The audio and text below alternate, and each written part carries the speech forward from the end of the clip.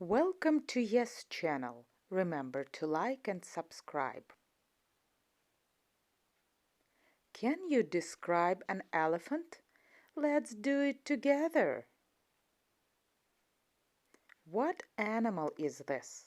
This is an elephant. Is it big or small? Elephant is big.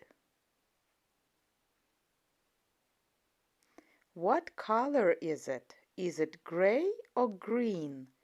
Elephant is gray. What can elephant do?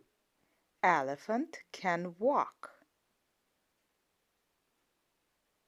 What else can elephant do?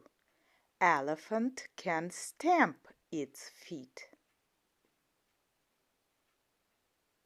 What's this? It's an elephant's nose, a trunk. Here we go. Can you describe an elephant now? Of course you can. This is an elephant. It is very big. Elephant is gray. Elephant's nose is called trunk.